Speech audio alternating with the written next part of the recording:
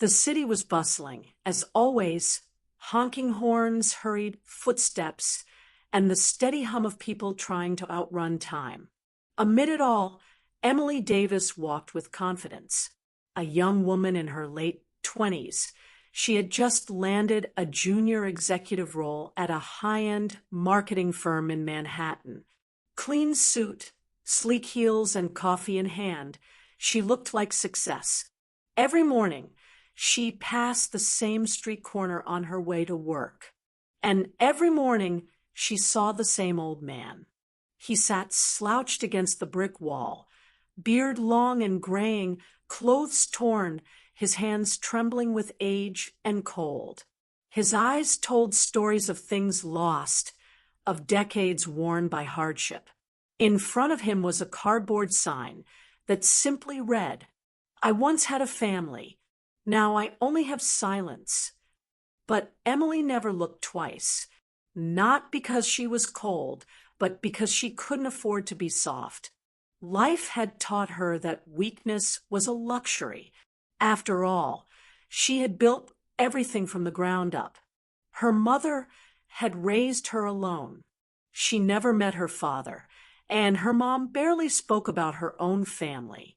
"My father left us," she used to say. "He chose the bottle over his family."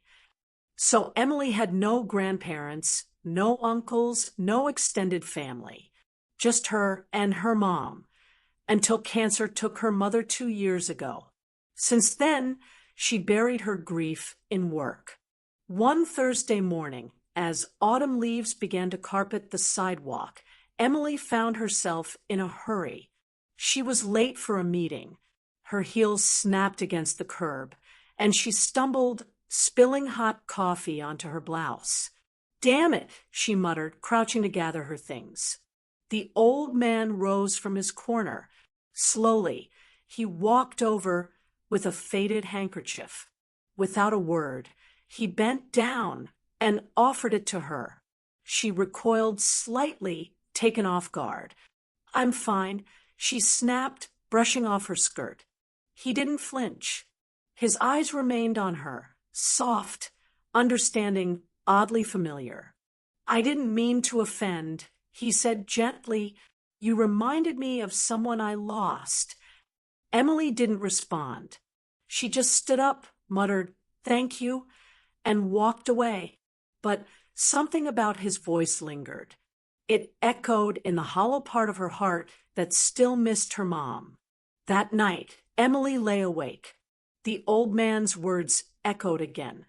"You reminded me of someone I lost." Why did that feel so personal? The next morning, she looked up from her phone as she approached the corner. He wasn't there. It was strange. He was always there. She asked the vendor nearby, "Do you know where the man who sits here went?" The vendor shrugged. "Cops came last night. Someone complained. Took him somewhere." A wave of unexpected guilt washed over her. For days, she couldn't concentrate at work. She didn't know why she cared. He was just a stranger. But deep inside, something told her he wasn't. She took the weekend to visit an old box of letters her mom had kept. Hidden among them was one with shaky handwriting and no return address. It was addressed to her mother. "Dear Catherine, I know I don't deserve forgiveness. I know I left when I should have stayed, but not a day goes by that I don't regret it. I've lived a life of loneliness and regret. I hope someday you can tell your daughter that her grandfather loved her, even if he never got to hold her. Dad." Emily's breath caught. She read the letter again and again. No name, no last name, but the handwriting, it looked familiar. It looked like the sign on the corner. She stood, her heart pounding. Could it be? She spent 2 days searching, called shelters, visited street corners. No one had seen him until one worker at a nearby church-run soup kitchen recognized her description. "We helped him last week. kind man. Quiet. He left a few hours ago. Said he had no one to wait for. Emily ran out, feeling desperate. And then, on a bench in Central Park, she saw him. The same torn jacket, the same cardboard sign, resting beside him. His head bowed, eyes closed. She approached slowly. "Excuse me," she said. He opened his eyes and looked up. Recognition flickered. "You again," he smiled faintly. She hesitated, then pulled out the letter. "Is this yours?" He looked at it. His hands shook slightly as he took it. "Yes," he whispered. "I wrote this many years ago. To my daughter. She was my mother." His eyes filled. He stood up, trembling. "Catherine was your mother?" Emily nodded, her voice tight. "I found your letter yesterday. I didn't know you existed until then." Tears welled in the old man's eyes. "I thought I'd never meet you. I never forgave myself for leaving. I wanted to, every day. But shame is heavy." Emily stood frozen. A part of her wanted to run. Another part, an aching part, wanted to collapse into his arms. "My name is Emily," she said, voice cracking. "I'm your granddaughter." He sat down, overwhelmed. "I'm sorry," he whispered. She sat beside him. For a while, neither said anything. Just the wind and the quiet rustle of the trees filled the silence. "I hated you," she finally said, "without even knowing who you were." "I don't blame you," he whispered.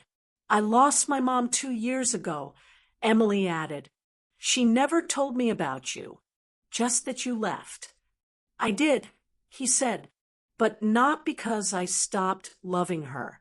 I lost myself. I drank. I failed her. I failed your grandmother. And I failed you." She looked at him. "But you tried," she said. "This letter proves you tried." He looked away, ashamed. "I didn't deserve to be forgiven." Emily stood up and took his hand. "Maybe not," she said, "but maybe you deserve a second chance." He looked at her like she had just offered him the sun. "I live alone," she said, "and I make more than enough. You don't have to sleep on benches anymore." He cried then, not silently, not subtly, but the loud, broken kind of cry that only comes from decades of pain. She let him. That night, she made him soup, gave him clean clothes, showed him the guest room. He looked around her apartment and whispered, "I never imagined I'd see her again in you." A year later, Emily's life changed. She still worked hard, still rose in her company. But now, every morning, she had breakfast with her grandfather. They shared stories, photos, memories of her mom. He had found family again, and she had found a part of herself she never knew was missing. Sometimes the people we ignore are the ones who carry pieces of our heart. And sometimes strangers are just family we haven't forgiven yet. If this story touched your heart, don't forget to like, share, and subscribe.